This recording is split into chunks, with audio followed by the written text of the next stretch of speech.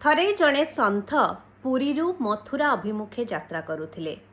ସାଙ୍ଗରେ ନେଇକି ଯାଉଥିଲେ ତାଙ୍କ ଲଡ୍ଡୁ ଗୋପାଳ ବା ଆଣ୍ଠୁଆ ଗୋପାଳଙ୍କୁ। ସନ୍ଥ ଜଣକ ସର୍ବଦା ତାଙ୍କ ସାଙ୍ଗରେ ଆଣ୍ଠୁଆ ଗୋପାଳଙ୍କୁ ନିଅନ୍ତି ଯୋଉଠିକି ବି ଯାଆନ୍ତି। ବାଟରେ ଗଲାବେଳେ ଟ୍ରେନରେ ଅନ୍ୟ ସାଧୁ ସନ୍ଥମାନେ ବି ଦେଖାହେଲେ। ସମସ୍ତେ ମିଶି ଭଜନ କୀର୍ତ୍ତନ କରି କରି ଆଗକୁ ବଢ଼ିଲେ। କିଛି ବାଟ ଗଲା ପରେ ଜଣେ ସନ୍ଥ କହିଲେ, ମୋର ଆଶ୍ରମ ମଥୁରା ଷ୍ଟେସନର ଗୋଟେ ଷ୍ଟେସନ ପୂର୍ବରୁ। ଆଶ୍ରମରେ ପହଞ୍ଚି ଆଜି ଦିନ ପାଇଁ ବିଶ୍ରାମ କରନ୍ତୁ, କାଲି ସକାଳେ ମଥୁରା ଅଭିମୁଖେ ପୁଣି ଯାତ୍ରା ଆରମ୍ଭ କରିବେ।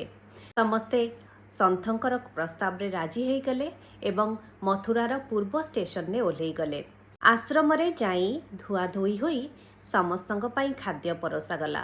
ଖାଦ୍ୟ ଖାଇବା ପାଇଁ ବସିଲା ବେଳକୁ ସନ୍ଥ ଜଣଙ୍କ ଆଖିରୁ ବହିଗଲା ଧାର ଧାର ଲୁହ। ସେ କହିଲେ, ମୁଁ କ'ଣ କଲି? ସମସ୍ତେ ଆଶ୍ଚର୍ଯ୍ୟ ହୋଇ ପଚାରିଲେ, କ'ଣ ହେଲା? ନା, ମୁଁ ମୋ ପ୍ରଭୁଙ୍କୁ ଟ୍ରେନରେ ଛାଡ଼ି ଦେଇ ଚାଲି ଆସିଲି।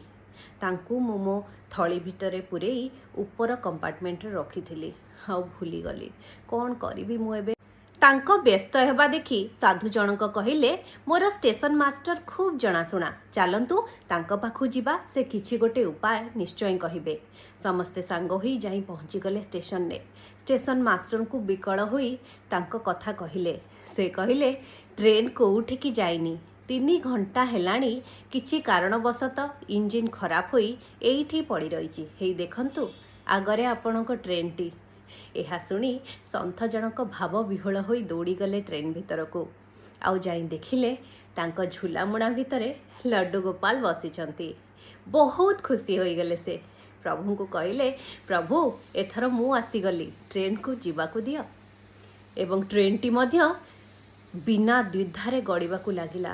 ସମସ୍ତେ ସେଠାରେ ଦେଖି ଆଶ୍ଚର୍ଯ୍ୟ ହୋଇଗଲେ ଆଉ ପ୍ରଭୁଙ୍କର ଜୟ ଜୟ କରିବାକୁ ଲାଗିଲେ। କଥାରେ ଅଛି ନା, ବିଶ୍ୱାସେ ମିଳଇ ହରି ତର୍କେ ବହୁ ଦୂରେ। ତେଣୁ ବିଶ୍ୱାସ କରନ୍ତୁ ପ୍ରଭୁଙ୍କ ଉପରେ, ସେ ଆପଣଙ୍କୁ ତାଙ୍କ ଚମତ୍କାର ନିଶ୍ଚୟ ଦେଖେଇବେ। ଜୟ ଜଗନ୍ନାଥ।